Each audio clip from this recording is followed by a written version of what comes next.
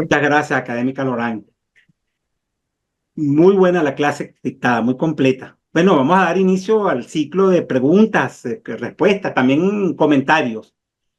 Este, claro, la gente atenta a la información, todavía no han empezado a formular preguntas, tenemos una sola y ya vamos a continuar con el proceso. Y la formula Andrés Torres y pregunta lo siguiente: ¿qué ruta de aprendizaje recomendaría para contribuir en materia de formación de conocimientos al desarrollo de las ciudades inteligentes y sostenibles en Latinoamérica? Adelante, académica Lorán. Qué buena pregunta, Andrés. Es una excelente pregunta. Yo que vengo de la academia, de las universidades, a ver, eh, pienso que el proceso de formación de conocimiento tiene que ser desde la educación preescolar. O sea, tiene que ver desde el primer nivel hasta lo que es el nivel universitario, porque si lo vemos transversalmente, yo puedo ya, y la educación, por ejemplo, a nivel básica, a nivel de primaria, bachillerato, va a ser, las capacidades de creación va a ser muchísimo más rápido y ahí vamos a poder capitalizar o un fast track, un camino más rápido que ya en educación, solamente en educación superior.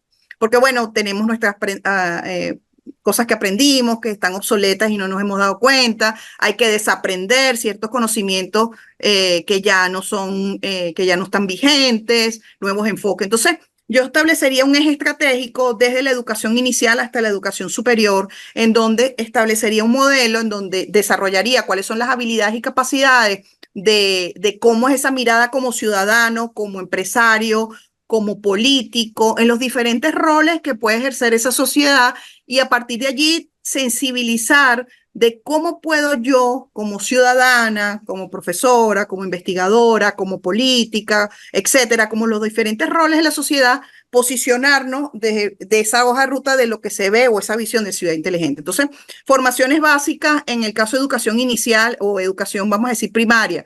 ¿Qué significa? ¿Cuáles son mis deberes y derechos digitales y tecnológicos y ciudadanos? Ya a partir del bachillerato, pues pueden haber emprendimientos y pueden haber miradas muchísimo más innovadoras por esa brecha generacional que podemos tener. Y ya en la universidad, por supuesto, no solamente carreras como las nuestras, sino carreras desde el punto de vista social, economía, que es mucho más difícil esa transversalización. Pero es que va a requerir respuestas muchísimo más integradas y no respuestas de un sector. No sé si respondí a la pregunta, pero Sí, a muy mí buena. es muy completo. Muchísimas gracias. Tenemos otra pregunta de José Agustín García. Además del comentario, dice que excelente, totalmente actualizada y en el futuro y en la realidad mundial. Son dos preguntas en realidad que presenta José Agustín. La primera es: en las láminas de Ciudad Inteligente está en un triángulo el gobierno. Y luego pregunta si se tiene a nivel de gobierno una normativa o reglamento legal o alguna propuesta para el desarrollo de ciudades inteligentes. Adelante, académica Lorán. Muchas gracias, José Agustín, por la respuesta también muy importante. Esa lámina donde está ese gráfico es parte de un artículo de investigación, que eso también es importante, hacer esa revisión sistemática del avance del conocimiento y la investigación ya en revistas especializadas. Y sí, efectivamente el gobierno, pues, en las diferentes instancias tiene un papel muy importante, como también tiene el papel los empresarios, los ciudadanos, los académicos, los políticos, para poder generar acuerdos y esto va a requerir también muchos niveles de exigencia de acuerdos públicos y privados para poder, en el caso de Venezuela, por ejemplo, poder hacer ese salto cuantitativo y cualitativo con el rezago que tenemos. Algunos académicos dicen que estamos antes de la nacionalización del petróleo, o sea, desde el punto de vista de infraestructura. O sea, que imagínate cuánto podemos tener nosotros de rezago para poder decir que qué ciudad pudiese ser inteligente y sostenible en el caso venezolano. Pero sí, ¿que se tiene alguna normativa? No, que yo sepa, pero sí se está trabajando algunos municipios, por ejemplo, el caso del municipio Chacao, hay algunas iniciativas en Puerto Ordaz, donde sí se está trabajando, pero bueno, siento que está todavía en la etapa muy incipiente, en donde, bueno, hay que legislar, cómo se va a legislar, cuáles son las normas, cuáles son esas, vamos a decir, batería de normas necesarias para poder generar ese contexto o ese clima necesario para atraer la inversión, porque se requiere muchísima inversión. Ahí lo vimos en la gráfica de cuáles son esos capitales de riesgo, y si vemos esos capitales de riesgo, dónde están, en qué ciudades están financiando, es cuando hay, vamos a decir, una estabilidad institucional y de desarrollo bueno, que siento que no lo tenemos hasta ahora. Muchísimas gracias. Vamos a continuar. Por acá tenemos comentarios y preguntas. Comentario que hace Gustavo Majano. Excelente exposición para entender nuestros retos actuales en un ambiente global. Y dice también muchas gracias. María Torres pregunta, ¿existe en Venezuela un marco legal y normativo que regule el desarrollo sostenible de las comunidades? Adelante. María, muchas gracias por la pregunta, y bueno, y Omar también, un gusto saludarlo también desde Puerto Ordaz, porque sé que están haciendo allí un trabajo ya de coordinación. Bueno, lamentablemente nuestro marco legal y normativo es muy obsoleto. Ya hay, por ejemplo, iniciativas en Colombia en donde están de alguna manera potenciando o regulando lo que puede ser economías o ciudades creativas, por ejemplo, innovadoras. En el caso nuestro, no. Tenemos leyes de ordenación urbanística, pues décadas de los 80, muy obsoletas, y la ley orgánica de poder público municipal también está muy obsoleta, y como ha habido un proceso de recentralización de competencias, pues no lo hay. O sea, no está el clima desde el punto de vista institucional y legal ni normativo para poder impulsar y generar sistemas de incentivos en el caso de Venezuela. Actualmente no. Bien, gracias. Jorge Romero dice, saludos, doctora. ¿Cuál sería el compromiso que debemos cumplir en el caso de los educadores de formación básica y para gozar proyectos en nuestro país, Panamá, con relación a ciudades inteligentes? Muchas gracias, Jorge, por la pregunta. En el caso de yo siempre lo digo, el caso de los educadores, digo que tiene que ver con la evangelización, si me permiten el término, eh, pero sí tiene que ver como desarrollar esa iniciativa y esa curiosidad en nuestros estudiantes de la capacidad de investigar y hacerse las preguntas adecuadas y verificar la información, porque ya el conocimiento pues no era como antes, que estaba concentrado en la mente de alguien, sino ya esto está de alguna manera accesible. Entonces, si podemos generar allí la capacidad de creatividad, desarrollar la curiosidad con proyectos, con metodologías como tiene la Universidad de Aalborg, por ejemplo, que todas sus carreras y materias están basadas en análisis basados en problemas o análisis basados en soluciones. Creo que allí sí se puede generar iniciativas o ferias a nivel escolar, por ejemplo, de cómo pudiese ser iniciativas atractivas que apoyen o incidan en ciudades inteligentes. Creo que podemos llevarnos una gran sorpresa en estas generaciones que nos anteceden. Muy bien, excelente. Tenemos acá otra pregunta, la fórmula Miguel Antonio Sánchez. Buenas tardes, excelente conferencia, nos dice. Luego dice que nos ubica en lo que nos gustaría llegar en estas ciudades inteligentes para una mejor convivencia de la sociedad. Y viene una pregunta que la acompaña además de un comentario. Sí. Dice, ¿están preparadas nuestras universidades para estar en sintonía con este gran reto? Conociendo que nuestras ciudades han retrocedido en lo social, en lo cultural, que hay escasez de servicios y con el agravante de la fuga de mentes académicas. Gracias, dice. Adelante. Gracias, Miguel. Bueno, esta es una pregunta que me toca mi corazón, porque pues yo soy académica, hago mi espacio para poder estar trabajando con los estudiantes, generando incentivos. Entonces, para llegar, la primera pregunta, nos gustaría para una ciudad inteligente, bueno, ya ahí yo les puse como una metodología, hay una metodología del BIT donde se puede hacer ese ejercicio para establecer cuál es la línea base de una ciudad específica. En función de esa línea base, ya ahí vamos a ver cuáles son las brechas que tenemos para poder cumplir los indicadores, ya sea del IMD o cualquier ranking que se pueda estandarizar. Yo creo que allí, con una línea base y una metodología de investigación de línea base, una metodología de evaluación, perdón, para saber dónde estamos parados, cómo está posicionada la ciudad y luego establecer cuál serían el conjunto de indicadores o estándares internacionales y los estándares nacionales que requerimos para posicionarnos, ahí entonces podemos establecer esa hoja de ruta y ese programa. Las universidades están, bueno, las universidades aquí, en este espacio, en esta cátedra de diferentes universidades, es el esfuerzo, vamos a decir, extraordinario y titánico que estamos haciendo en cada uno de los espacios. Entonces, creo que en el caso de las universidades, bueno, por la obsolescencia que hay, por la falta de inversión, por la falta de presupuesto, pues por supuesto no estamos preparadas, pero sí se están haciendo iniciativas en cada una de las universidades, iniciativas todavía pocas, hay materias que tienen que ver con ciudades inteligentes, hay materias que tienen que ver con infraestructura, hay tesis de investigación que están trabajando con empresas privadas para ir posicionando empresas tecnológicas con ciudades inteligentes. O sea, sí hay iniciativas, pero bueno, en unas condiciones adversas y de precariedad, pues muy difíciles. Muchísimas gracias. Tenemos más preguntas en el chat.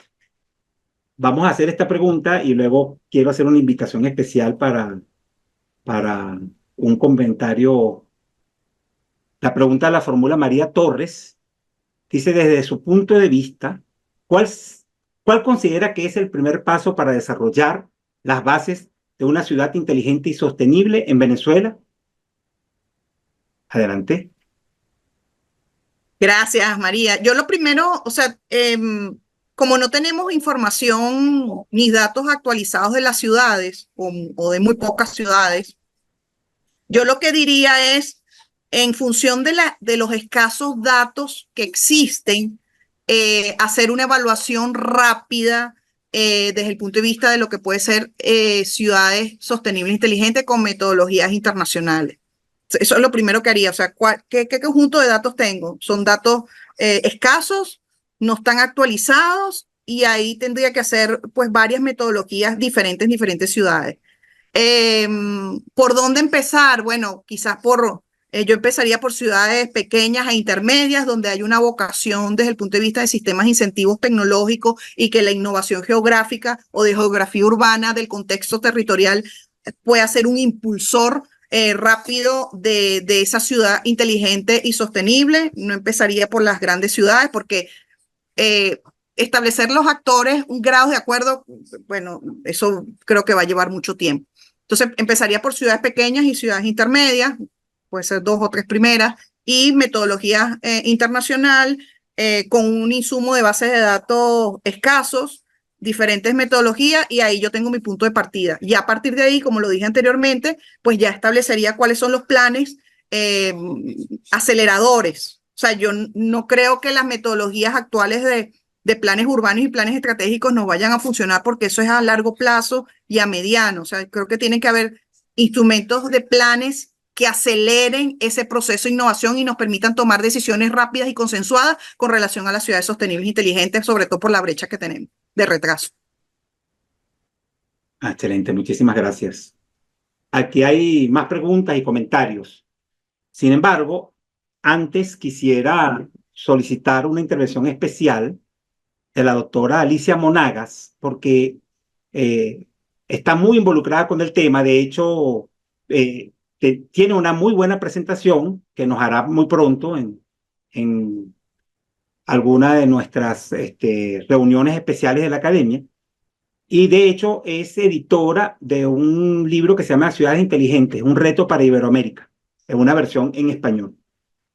Así que vamos a invitar a la doctora Alicia Monagas para que nos haga algunos comentarios también sobre preguntas y respuestas que hemos tenido y sobre la excelente ponencia que hemos tenido. Adelante, doctora Alicia, bienvenida. Muchas gracias por acompañarnos. ¿Me escuchan bien? ¿Me escuchan bien?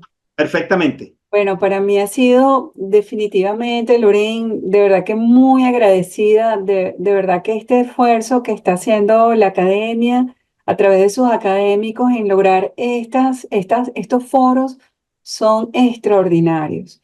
Parece mentira lo importante que significa diversificar y que el conocimiento le llegue a todo el mundo. Menos mal que esto queda en YouTube y ya estoy comprometida en compartirlo porque es una información valiosa que se recoge, por supuesto. Me está preguntando que si estoy hablando en inglés. No, estoy hablando en español. Sí quería aportar un poquito a la mesa, porque en efecto digamos, la angustia que todos tenemos es que nosotros estamos bajados de ese tren. Y resulta ser que ese tren es tan rápido como la adaptación de las tecnologías y por supuesto el desarrollo tecnológico que están las grandes potencias pues recibiendo. Casualmente ayer veía la diferencia del TikTok en Estados Unidos y el TikTok de China.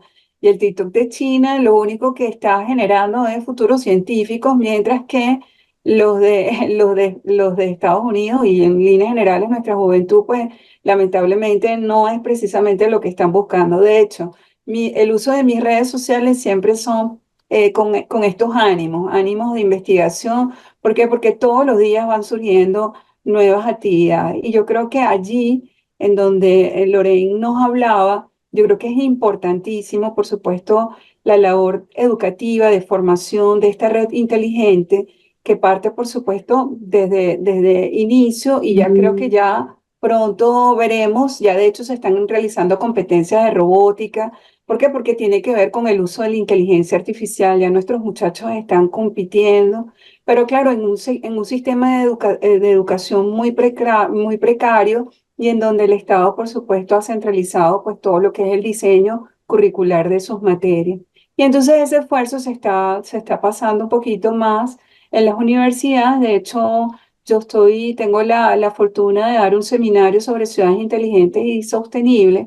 A mí me gusta llamarla así porque siento que al final nuestras ciudades tienen que ser afables al medio ambiente y esa afabilidad, pues no solamente es conservar los árboles, que ya en nuestras ciudades urbanas ya es un tema delicado. Y lo otro fundamental es precisamente que nosotros enfoquemos siempre la visión que esté clarita y que nuestros líderes en la gobernanza, por supuesto, se suman a estos esfuerzos, porque no lo podemos hacer solos y siempre es una intervención integral de la ciudad del siglo XXI y ahí entonces todos somos importantes. Yo sí puedo decir que como abogado que soy, pero que yo digo que yo soy un abogado rara porque me encantan los temas de política y los temas de urbanismo me encantan, pero porque yo quiero resolver otros problemas que no son del tema, que ya lo hablaron en la primera sesión, que tiene que ver con la energía y una energía sostenible y precisamente para atender pues las crisis que nosotros en nuestra ciudad tenemos, que es terrible, en nuestra ciudad, en línea general y en el país, es esto. Es decir, que no es el rol de todos, es importante. Todos tenemos que tener una visión, pero muy clara, y que una vez que digamos que esas conexiones se logren, yo creo que los diseñadores de políticas públicas pues comprenderán, porque todos somos diseñadores de políticas públicas, pero no a través de la ley, ¿no? Yo creo que primero el esfuerzo es, como tú muy bien decías, Lorena, que hay que sumar voluntades y que desde nuestros pequeños espacios podemos generar precisamente esa red inteligente que necesitamos para lograr y alcanzar pues el propósito final que es que sea digital por supuesto siempre con la visión de dar calidad de vida. Eso es lo que diría yo en este espacio. De verdad que estoy muy emocionada y me encanta el tema, me encantó la presentación. Saludos a Sandra, el profesor Sileto, Dios mediante se va a recuperar y bueno, muchísimas gracias por la oportunidad, profesor Guadí. De verdad que para mí es motivo de orgullo estar aquí compartiendo con ustedes esta tarde de hoy. Gracias. Muchísimas gracias, doctora Alicia Monaga. Agradecido con su intervención. Bueno, para nosotros, fíjense que yo no lo anuncié, después la académica Lorraine lo dijo, que hubo un cambio en el programa el doctor Silento, el académico, Alfredo Silento, está en un proceso postoperatorio y entonces requerimos de alguien que lo pueda suplir. Es una tarea muy difícil, tomando en cuenta lo que significa el académico Alfredo Silento para la academia y para todos nosotros que lo conocemos. Sin embargo, inmediatamente tuvimos una enorme competencia de muy conocedora y no sobraron. Hubo muchos nombres que se quedaron y que pueden contribuir a esta presentación. Hubiesen hecho una presentación prácticamente del mismo nivel que ya tuvimos, sabiendo de que prácticamente es inigualable. Así que es un privilegio para nosotros contar. Y esto responde un poquito también el tema de las universidades. Efectivamente, hay bastantes personas que están trabajando en este tema y que son buenos conocedores de este tema. Pero ya vimos en la presentación que nos hizo la académica Lorraine que no es solamente el tema de las personas que están preparadas para enseñar y trabajar en esto. Hay más, hay mucho más. Está relacionado también con acciones de Estado, con la participación de las personas en las ciudades. Hay mucho que ver y que inclusive se va a discutir bastante en nuestra próxima presentación que nos hará la doctora Zulma Bolívar en breves minutos. Vamos Ella a se escribió, ella sí está en el libro. ella tiene un capítulo. Sí, Lorenzo me escapó por mucho, Pero pero sí. sí. Sí, Sandra también estuvo, de verdad que fue un libro multidisciplinario que tuvo una gran participación y el talento de nuestros urbanistas, de verdad que sí.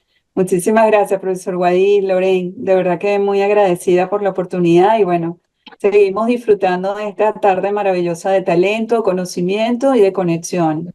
Muchísimas gracias. Gracias, Gracias, Alicia. gracias a usted. Y vamos a continuar porque todavía queda, además de que tenemos, si alguien, pueden seguir formulando sus preguntas. La próxima presentación se inicia a las 3:30. Tenemos nosotros acá un comentario, y un comentario que hace Christopher Correia. Dice, soy un crítico de las ciudades built from scratch por su costo y la limitada población que puede albergar. Pero muchas veces terminan siendo grandes ejemplos de ciudades inteligentes, como por ejemplo Songdo y otras, en detrimento de otras ciudades inteligentes que logran mejorar calidad de vida de millones de personas, como por ejemplo Madrid. Quisiera sus reflexiones sobre este tema. Adelante, académica Lorraine. Justamente no sé si tenía más tiempo, pero justamente le estaba escribiendo a Christopher. A ver, yo estoy totalmente de acuerdo contigo porque cuando empieza a ver la competitividad entre ciudades para factores de atracción de inversión directa, tecnológica, hay un factor o un elemento muy importante que tiene que ver con el branding y el marketing o el mercadeo estratégico desde el punto de vista de ciudades y todo lo que tiene que ver con el lobby.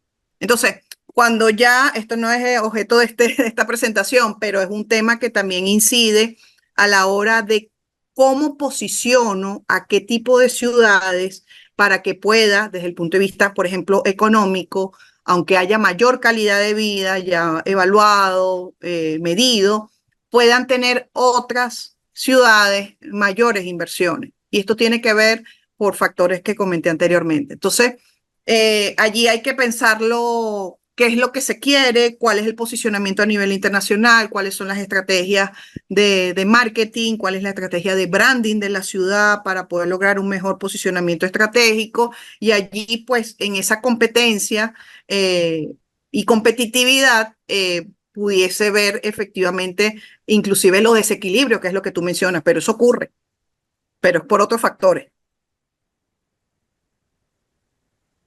Muchas gracias. Tenemos un comentario que para Enrique Martínez, pero que es a propósito de la pregunta relacionada con las universidades. Y dice, nuestros jóvenes estudiantes universitarios tienen la actitud y aptitud para construir una ciudad inteligente. Tenemos a María Torres, que hace un comentario donde dice que excelente ponencia, profesora Girot. Muchas gracias por su generosidad al compartir sus conocimientos y experiencias. Y luego hace una pregunta. ¿Considera que las normas ISO 37101 es la herramienta idónea para aplicar esa metodología de referencia en Venezuela? Adelante, académica Giró.